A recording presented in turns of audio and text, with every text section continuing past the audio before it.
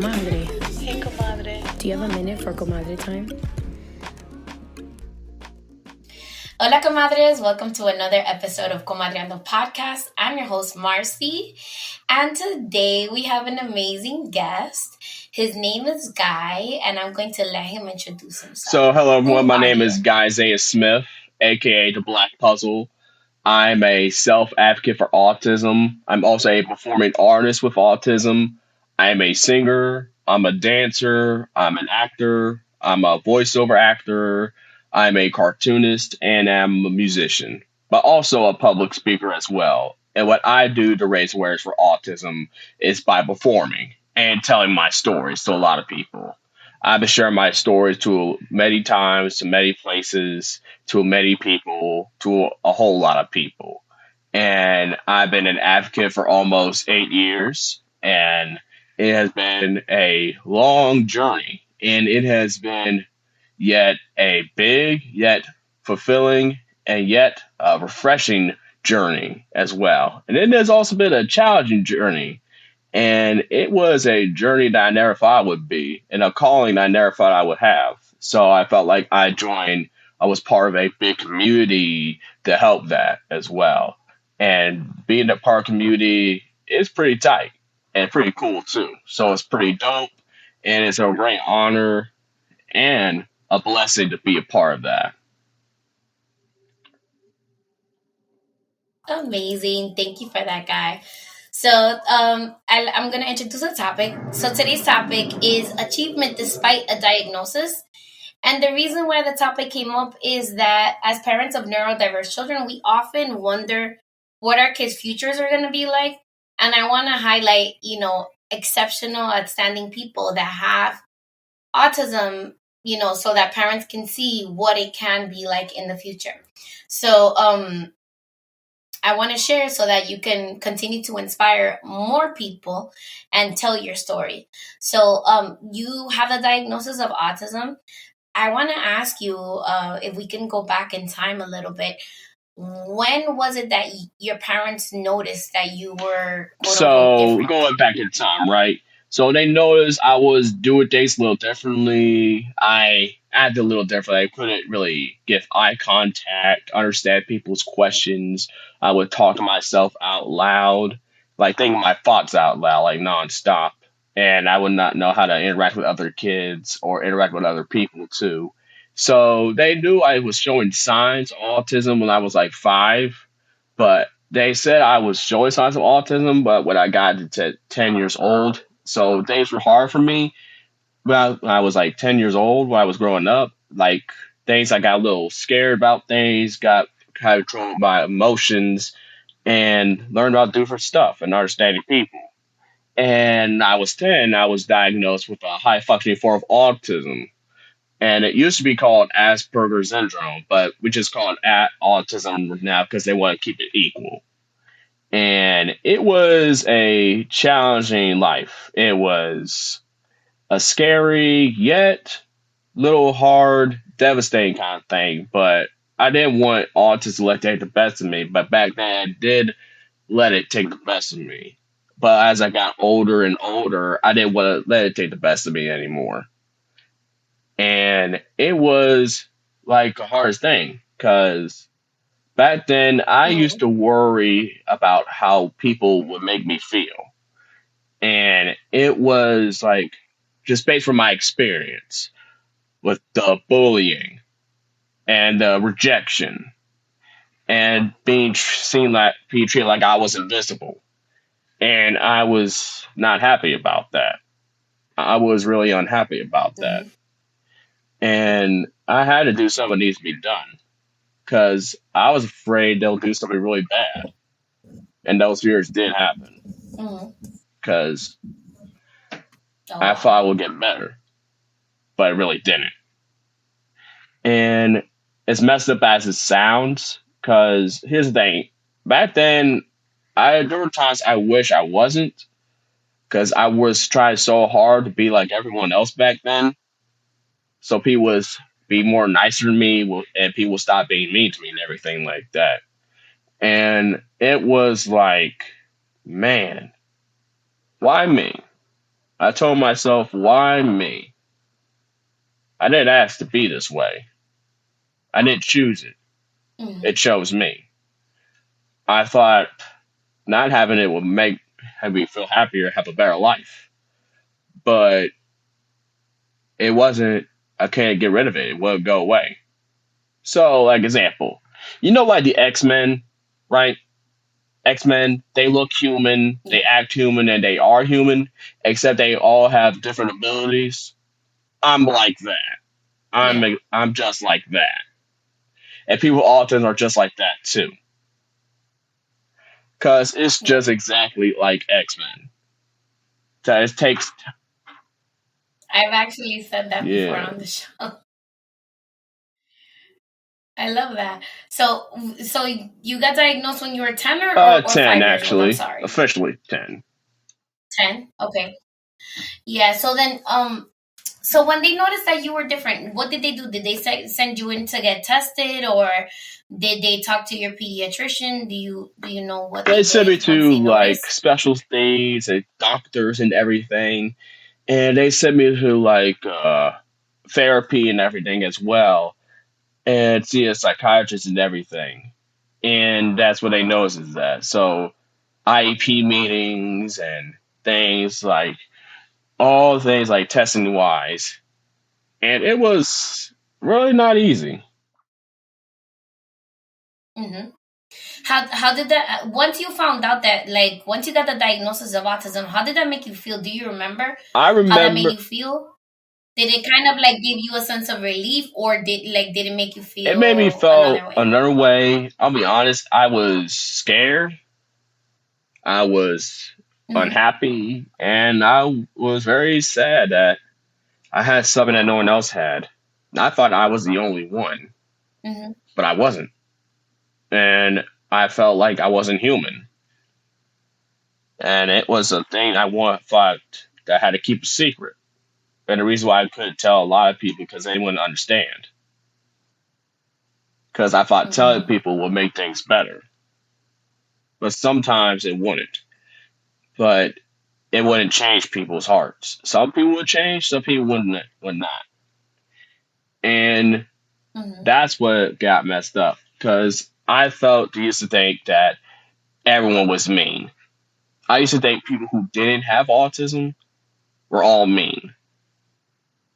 And that's how I saw Mm-hmm. it. Because based from my experience, what they did, Yeah, all the that things was they your said, perception. how they made me felt, I felt like I could be around anybody. And when I was Mm-hmm. at a special school that helped people just like me, help me get out of it, help me get more interactive with my peers. It helped a little bit, most of everything, but then it helped me with like interacting with peers more. Okay, Isaiah, I wanted to ask you. I'm So, how old are you 26. now? You're 26. And where did you grow up? You grew up down south or up Like the north? Virginia area. Yeah. So down south. Okay. Yeah, I can imagine it must have been tough. Um so okay, once you had the diagnosis with your family, did you feel like you were supported or that they understood? Cuz I know as people of color, sometimes it's hard understanding when someone is different than everybody else in the family. So how was the support from your family once you got the diagnosis towards your parents I and felt towards you like as they were well? very supportive. They didn't judge me or anything, but they want me to help me interact with other people and to not worry about what other Okay. people think and still be me. And don't worry about the jerk heads. Don't worry about the mean people. Just be you. And when they tell both sides of my family, Mhm. they accept me for who I am. They both do. My mom's side of the family, my dad's side of the family Good. too. I love that. Do you have other family members that are autistic, or is just you for now that you know of? Just me. Okay. All right. So tell me, okay, so was the situation when you were getting bullied and treated badly, is that what made you go into self advocacy to help other Yes, it people? was because people made me felt the way. They kept saying mean stuff to me. They were saying they were talking. I was bullied for crying. because they thought it was funny to them. So I was bullied for Mm, crying, bullied for my emotions, my that's messed fears. up. I was bullied for that. I'm Yeah. sorry you went through that. But how was the support in the school though? Because like I know kids can be. I'm a teacher. I'm a special education teacher. I know kids can be super mean. But your teachers in the school, were they supportive of you? Did they defend you? How did you feel supported in the school that So you the were at? school, they have supported me a lot. That special school, they understood everything, but they taught me a lot. They taught me how to control my fears, to get over those silly fears, help me get over my uncomfortable things. They help me get over my emotions. They help me towards that and help me Mm-hmm, control those emotions too. Help me control those negative things. mm-hmm. You know, one of the posts that you made on your account really touched me. Where you were talking about how you were suffering from depression and anxiety last year, and that you have been able to help yourself and work through it. How did you like? What made you notice that you were not feeling 100% like that? You were feeling like Well, yourself. it was some like a high school. They were having a little chat. I knew they were saying some stuff that I didn't like to see about me, saying like I didn't get along. People weren't gonna be scared of him or the other person that I went to high school with, and it hit me. Mm-hmm. And I was looking back to, I mean, high school was okay. I mean, I did go to homecoming court. I was in homecoming court. I did all the things I wanted to do, and being a theater, got honor rolls, and graduated from high school with an honors graduate. But still, I felt like people weren't being very nice. And back when I was out of that special school, it started all in middle school. And my origin story starts there. People weren't very nice to me because I didn't want to do anything with anybody because I was afraid to show off. And I was afraid it eventually happened. And I was afraid they'll do something more Mm-hmm. mean stuff. And I felt like that was a mistake I made. But I felt like it was a time Mm-hmm. thing that would help me get out. But the biggest mistake I made was telling them I had autism back then. But I didn't know Oh, if they would be nicer to me or not. And some people knew I had it, but they continued to be mean to me about it. so wait, you didn't tell them that you were autistic And I back thought it then? made it worse if they didn't stop. They thought it was a joke to them. And it was not a joke. It's a serious thing. It's something that I should be punished for or be ashamed of and not to be treated badly for. I agree. So, as a guy, I wanted to ask you. So, how was it that you got into the arts? Like, was it that you guys had programs in the school that you were at, or your parents noticed that you had an affinity for like more artistic things, and they put you into these programs? How did that go about? Like, at least for music, as far as music is concerned, how did you get into music? So I was inspired by a show from a Cartoon Network called Class of 3000, and it inspired me to be do more music and seeing Yeah. others like Michael Jackson, Justin Timberlake, Beyonce, and all other celebrities like Ashanti inspired me to do music. And also like movie wise, like I was inspired by Jamie Foxx and Alicia Keys, and also a lot of actors like Jim Carrey and Eddie Murphy and so on. I have those people inspire me to do more acting too. Okay. So when you're on the stage, does it make you feel more free? Like, because I know I have interviewed a bunch of people that are neurodiverse on the show that are autistic, and they enjoy acting because it's like the one time that they can get out of their own head and that they can be somebody else, and it comes really easy to them to kind of just embody that persona, that character. Yeah, it How do you feel it about it? makes me feel good. It gave me an energy, like a super cool, super energy that came out. And back when I was eighth grade, I did a talent show. We had a talent show in eighth grade, and I was performing Michael Jackson. I felt confident. Which song did you sing? Oh, no, I didn't sing. I was dancing. Okay. I was dancing. You were doing the moonwalk? Yep, did the moonwalk, dancing the PYT. I had to do the Love moonwalk and then it. stand on my tiptoes. Okay. I love that. So, what kind of music do you sing now? Like, or is there like a particular genre that you're into, like R&B or rap or hip hop? Like, what kind of music do you sing now? I like to sing R&B, a little bit of pop, and then gospel too. So those are things I like to sing. Okay. And you like to go to church? Do you go to church with your parents or by yourself? Like, A bit of both. So when I was at college, I would like go to church by myself, and when I'm at here, I would go to church with my parents most of the time. And I'm also a Christian, so I like going to church, and it helped me out because it helped me get more connected with God and God. Why God gave me the advocate thing for a reason. Gave me autism for a reason because He wants me to share my story, my experience, to help other people just like me. And yeah. that's where I started my other stuff, where how I became an advocate. So I was at a Baptist church. So they asked me to guest speaker.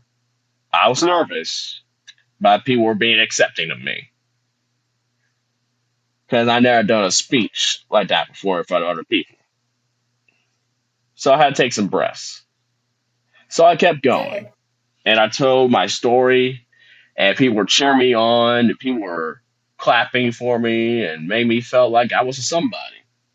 And my parents were happy. My mom was crying tears of joy. My dad was very proud of me.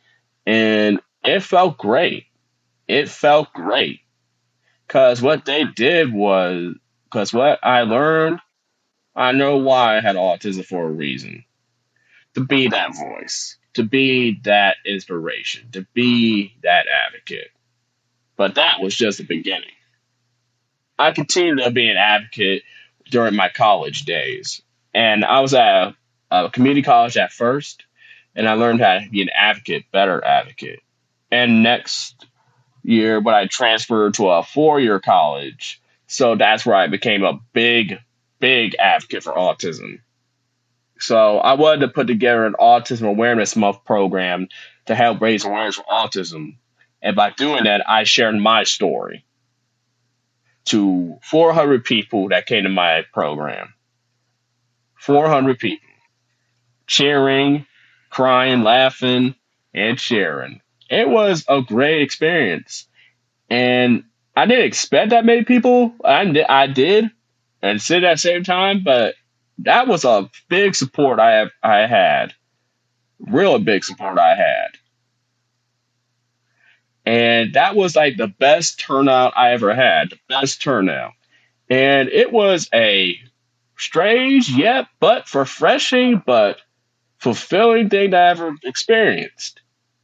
And after that, I found my calling. I kept doing the same thing. I continued to raise awareness for autism. I got to do things I wanted to do. I got more confident in singing and dancing. Still did some acting and did more things and won a pageant and did finish my major and my minor. I finished college and got my bachelor's degree. What was your major in college? Graphic design, and my minor was Nice. theater. Okay, good. I can kind of see that you're like artistic in the sense that you even your shirt is like very like people. Okay, so for the people that are not seeing the YouTube video, Guy has this beautiful kind of like abstract art kind of shirt on. It's very colorful. It's very nice.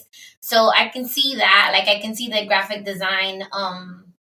Like how your affinity for graphic design. I love that. So what makes you feel like what are some of your favorite things to do? Like besides singing and dancing, like what gives you like joy in your heart? I like talking to friends and hang out with family and driving my car and working out. And they my one of my favorite places. I love Italian food, so Italian food is my favorite. Yeah. What's your favorite thing to eat in their Italian restaurant? Like little noodles, little spaghetti, some little garlic Okay. knots and pizza, Okay. That sounds and good. some chicken So parmesan. Oh yes. nice. So wait, Guy, do you date right now? Are you dating or you haven't started dating yet? Not yet, but I am planning to date again. I have dated a few times, and it's time for me to start dating again. And it's fine being been in a relationship with a beautiful lady, and who will accept me for who I am, and I'll accept her for who she is, if she'll see me for who I am. And that also brings my point. So it can be hard for people with autism to be in relationships. Sometimes it is, sometimes it's not. And I think it's because like it's hard for people to understand that. And it's just hard to know how to interact with us. But it's time we just gotta push through that. And don't see us as the label. See it as people. And I think like I feel like being in a relationship will make me feel better. Cause it will make me feel like me. And it'll help me get more positive again. And I think it will help a lot. Cause like from the movie Shrek, I felt the kind of same thing he felt. Like he felt like he was outcast, like because he was an ogre. And people were scared of him. And people were judging him before he gets to know him. And when he said the line, people take one good look at me and go, ah, help, run, a big, stupid, ugly ogre. They judge you before getting to know me. And that's why he was better off being alone. But he had a friend, Donkey. He said, when I met him, he wasn't a big, stupid, ugly ogre because he wanted to be his friend. Because he saw him, because he cared about him. He didn't see him as a label. He saw it from him. And when we got to meet Fiona, she saw him for him. And Shrek told her how she felt, how he felt about her. And Fiona was felt the same thing too, because she was part ogre, and she was cast by a spell, and she was afraid that people would see her scared. But Shrek didn't, and let him know that she is beautiful for who she is. And over the years, they had some hard complications and being accepted. And Shrek, at his final movie, because he felt like things weren't going his way anymore when he rescued Fiona from the tower. So he felt like he learned that it wasn't him that but it wasn't him that Fiona that he rescued Fiona from the tower. It was Fiona that rescued him from that tower that day because she made him feel like he was him. I love that perspective. That's awesome. Um so what you said you have dated before. Yeah. What has been like your longest relationship? I think it was a kind of complicated relationship. Okay. It was, In what sense? let's say, long distance, I guess. So I Okay. thought I liked this person. I thought they liked me, I guess, but it was kind of hard. Well, because like social this long distance stuff. Because I know like we know each other for a long time. We talked a lot, but I felt like it was time to move on. But I still care about that person. That person still cares about me. But Oh, okay. it was hard. But I felt like we should stay as friends. And it's hard, Where do they live? They live in another state or in Virginia but like in another like town? in another town. So yeah. But they also helped me a lot. I also helped them a lot too. And Okay. it was just like that. But I think being in a new relationship will make me feel better in a new relationship. Yeah. So the what I was gonna say is that loving yourself, because I can tell that you like really care about yourself. So loving yourself is like the first step to like finding somebody that's gonna appreciate you for you.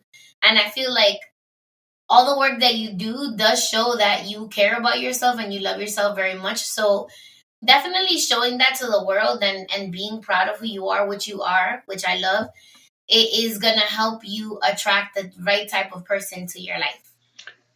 Yes, most What do you think definitely. about that? Most definitely. Good. So, okay. So what do you have any plans in the next like 5 years that you want to accomplish? Anything that you want to accomplish So, going like forward? from now, I'm planning to move out of state, and I don't want to say it out loud. I don't want to jinx myself or Wait, anything. don't no, don't say what state, but like you planning on moving out of Yeah, state. and Okay. plan to start my career as well with singing and music and film acting. And that's what I want to do. And also do voice some characters too. So voice some cartoon characters. I've been told I have a voice to voice the characters as well until I have a You have radio a great voice. You speaking do have a voice. radio voice.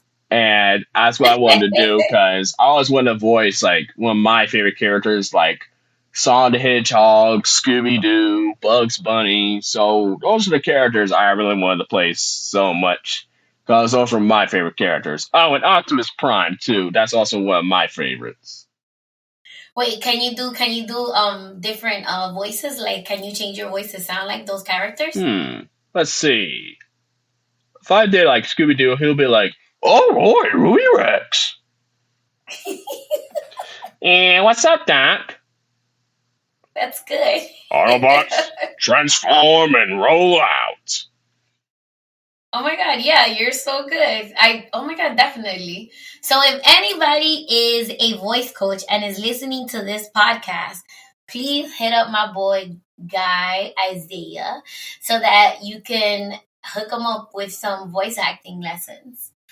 Okay. So Guy, what kind of things so besides working out and like driving around, what other things do you do to self-care to like take care of yourself to make you feel good? I like to listen to music. I like to walk outside when I do TikToks outside and dance because that makes me feel good. And what I do is like I cook. Sometimes I like to make my own smoothies. That's self care because I like to make my own smoothies because I'm a smoothie pro. Yeah. So, what other things do you like to cook? So, besides making smoothies, is there anything that you're like really good at cooking that you enjoy making for yourself? I like to cook my own little chicken sandwiches. Like to make my own pizza. Like to make a little healthy pizza Okay, with spinach and tomato. okay, that sounds good. What about do you like and you go for walks and stuff like that too? Yes, I do. Nice. Okay, I'm glad. So, what about your parents? Are like so are you living with your parents right now for the time being until you move? For now, yes, until I move. And how do they give you your space and like kind of let you do your own thing even though you're living with them? Do Yes. they respect you? Yes, they respect that. They respect my space and stuff. And yes, so I'm glad to have parents like that who accept me, and I'm glad they see me for me. They sound like amazing people, honestly. I'm glad you have such supportive parents Yeah.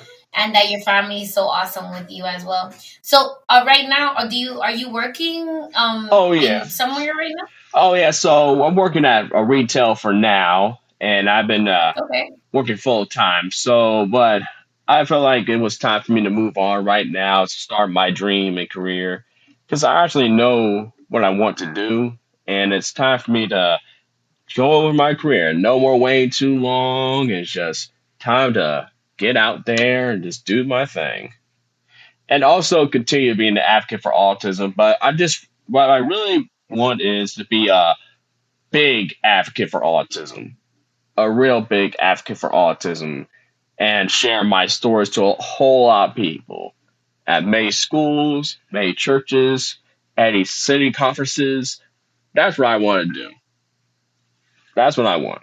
To share my story to a whole lot of people whole around the world. And that's why I want to help bring hope for people who are just like me, help bring hope for people who are parents of that child with autism and friends and help those people. It's those I want to care about. Because here's the thing. I like superheroes. Even though I don't really read comic books, but I do like comic book heroes, and I do like seeing superheroes on movies and TV shows, like Spider Man, Batman, Iron Man, Power Rangers, and Teen Titans, and Ben 10. you're definitely gonna be like a superhero to other people that are on the spectrum, and also parents of children that are on the spectrum, or family members for that matter. Um, have you ever thought about doing mentoring for young men, or anybody with autism rather? I never thought about that. Actually, I think that'll be a good thing too to be a mentor. And I have mentored someone before. So she was a very sweet person, a very, very Hmm. sweet person. She had a good heart and she was like super smart and very creative and super talented and lots of joy. That sounds good. I'm gonna connect you with an organization. So the name of the organization is The Color of Autism, and they have this program where they connect mentors with people that need mentoring. So I'm gonna send them your information so that they can reach out to you, because they're really amazing and they're trying to change the what people see as autistic in the media, because a lot of the time it's like white boys, but they don't really show people of color with autism. And then having you, and you're so amazing, I think that would just be even better for them. And yeah. And also, for thing I forgot to mention, like sometimes the past can hurt. And sometimes it was hard for me to let go of the past. But there's one thing I learned. Things that happened in the past happen for a reason. Because that's an origin story. You use that past as a story to help inspire people, to help change people, to help open their hearts, to help them become better people. And that's what I believe, to bring hope and make a change and make a difference. Because supporting people with autism will make you a better person. I love that, Isaiah. I mean, Guy, sorry. Yeah. So so I wanna ask you one last question, and that's gonna be, what are some tips that you would give to the parents of children who are neurodiverse, or children that are on the spectrum? Like, what would you tell their parents? Like, what would you wish that your parents knew when you were growing up? Like, what would you tell these parents so that they can help their kids in the future? I would say don't see them as their label. See them as people. Be there for them. Talk to the schools, talk to the educators, talk to anyone who has no may not know about autism very well, and other kids with children, kids, parents, to have more aware of that. And don't treat the kids like a label. Treat them as people first. And also, don't underestimate your child. Don't give up on your child. That you need to believe in them and care for them and help them reach their full potential. And there was an episode where I referenced, because that was a little bit of a line from a episode on the Proud Family Loud and Proud. They have an autistic character with Kessel Guest Hot Ross and Pete playing the doctor. Yeah. I forgot the name. So I think it was Dr. Loud. I think that was the name. But when I watched that episode, that was a very, very, very beautiful episode. So I did a reaction video on that episode on my TikTok page. And it meant a lot to me. It meant a lot to me. And if you have not had seen that episode yet, please check it out. Please check that episode out. Because it touched a lot of people's hearts. And that's where I want to go right there. So accept your child for who they are. And song from Lloyd, True. This is me, so please accept me for who I am. And please accept for what I do. I'm just doing everything I can, and all I want to be is true. And Lizzo, in case somebody told you today, you're special. And here's a little quote I like to use, my personal quote. When times are hard, you must never give up. Thank you, Guy. That was so awesome. So tell the audience members, the comadres, where they can find you in your socials. Like, what are your social media handles? And like, give us your TikTok and Instagram and all of that. So So where can we find you? my TikTok is the Black Puzzle. And the reason why I call myself that, because the Black Puzzle means like I was inspired by Black heroes. and Black idols as well. The puzzle represents connection, to help connect people with autism to other people who may not understand it, bring connection. That's what I use that for. So on TikTok, the Black Puzzle. And people can also find me on Instagram, the official Black Puzzle. Awesome. And I'm going to end the episode how I always end it, which is follow me at Comadreando Pod. And if you have any questions at all, please feel free to send me a Comadre-Gram via email at Marcy at Comadreandopod.com or slide up into my DMs. Please visit our website, www.comadreandopod.com, to read our latest blog post, find out about future events, and get your official Comadre merch. Thank you for spending time with your compadres. Guy, guess what? You're officially a compadre of the show. Awesome. Congratulations. Thank you. All right, Guy. Thank you so much. And I'll see you guys soon. Bye. See you later. Comadre. Hey, comadre. Do you have a minute for Comadre time?